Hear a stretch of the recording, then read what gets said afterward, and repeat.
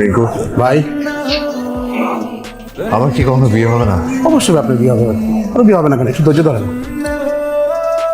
বাবা মাকে যে কত আকার ইঙ্গিতে কত কিছু বুঝালাম, অথচ তারা বিয়ের নাম গন্ধ পর্যন্ত নিচ্ছে না।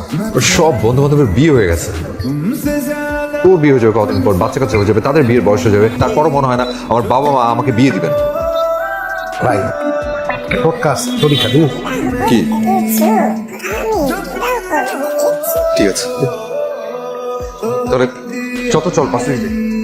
আমি বুঝতে পারলাম না এটা কিরকম একটা অফিস, ক্লায়েন্ট এসে অফিসের মধ্যে বসে আছে অথচ অফিসে কেউ নেই, কোথায় নিয়ে আসছিস? ভাই এত ধৈর্য লইব, আপনাদের সারা ঢাকা শহরে যদি কেউ বিয়ে দিতে পারে একমাত্র এখানে দিতে পারবো, ঠিক আছে? এত কিছু তো কাজ হলো না, এখন এই নাকি বিয়ে দিতে পারে আজয়?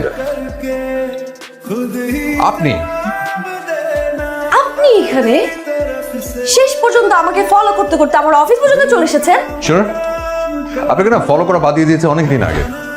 আপনার অফিস পর্যন্ত আসা তো দূরের কথা, তুই আমাকে এখানে কেন নিয়ে আসছিস? ভাই আমি আপনাকে ওনার কাছে নিয়ে আসছি, ওনার কথা আপনাকে বলছি। আপু উনি আমার বড় ভাই, ওনার একটু তাড়াতাড়ি মানে দ্রুত ইমার্জেন্সি ব্যবস্থা বিয়ে করলে ভালো হয় আর কি।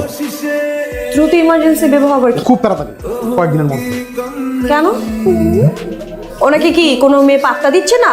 আচ্ছা আপনার কেমন মেয়ে পছন্দ? আমার যে কোনো ধরনের মেয়ে হলেই চলবে, শুধু আপনার মতো না হলেই ভালো। আপনি আমার দিকে তাকিয়ে আছেন কেন? পাত্রী উনি। দেখেছি আপনি চুপ করে বসে আছেন কেন? কথা শুরু করেন। হ্যালো, এটা কি হলো?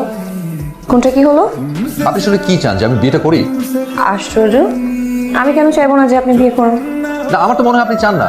আমার তো মনে হয় আপনি আমার মা বাবার মতো চান না যে আমি বিয়েটা করি। যদি চাইতেন তাহলে পছন্দ হওয়ার মতো এমন কোনো পাত্রী ফেস করাতেন। হ্যালো, এক্সকিউজ মি, আমার সাকসেস সম্পর্কে আপনার কোনো আইডিয়া আছে? আমি কত ভালো ভালো বিয়ে দিয়েছি, আপনি একটু খবর নিয়ে দেখেন না। হ্যাঁ হ্যাঁ, খুব ধারণা আছে। এখন পর্যন্ত 13টা বিয়ে দিয়েছেন, যার মধ্যে 7টা ডিভোর্স হয়ে গেছে, 2টা হবে হবে ভাব, আর বাকিরা আল্লাহর হাতে জীবনটা ছেড়ে দিয়েছে। আর শুনুন, আমার কাজ হচ্ছে বিয়ে দেওয়া। যাই হোক, আপনি কাল আমার সাথে দেখা করবেন। আচ্ছা ঠিক আছে, কালকে আপনি আমার অফিসে চলে আসুন। না, অফিসে আসতে পারবো না, আপনি রেস্টুরেন্টে আসবেন। ওকে, ঠিক আছে, রাখছি তাহলে। আপনি আমাকে এখানে বসিয়ে রেখে কোথায় চলে গেলেন? বিশ্বাস করো, আমি প্রতিদিন তোমাকে ফুচকা খাওয়াতে নিয়ে আসবো। ফুচকা খাওয়াতে নিয়ে আসলে কাজ করবে কি? দরকার আমার কাজই হবে ফুচকা বিক্রি করো, তাও প্লিজ সে ইয়েস। আবার একটা জিনিস, wait। এবার আমাকে একটা ফুচকা খাইয়ে দাও।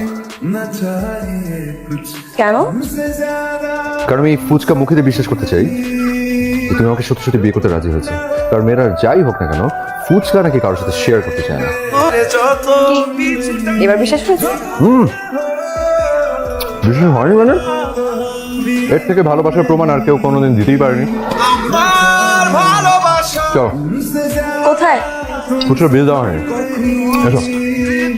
কি ব্যাপার? আগে তো আমার পেছনে পেছনে ঘুরতেন, আমার সাথে কথা বলতে চাইতেন, আর এখন তো আমাদের বিয়ে হয়ে গেছে, এখন কেন দূরে বসেছেন? না মানে সবসময় দূর থেকে সৌন্দর্যটা দেখেছি তো, আমার তো বিয়ে হয়ে গেছে। সেটা তো আমি বিয়ে হয়ে গেছে, আমি দূরে কেন থাকবো? আমার তো কাছেই থাকতে হবে। আপনার নামটা বকাটে লিখে সেভ করা ছিল, সো সেটাকে কেটে জামাই লিখে সেভ করে দিলাম। তোমার নামটা পাজি ঘটক নামে সেভ করা ছিল, ওটাকে চেঞ্জ করে বউ লিখে সেভ করে দিলাম। হাঁটতে চাই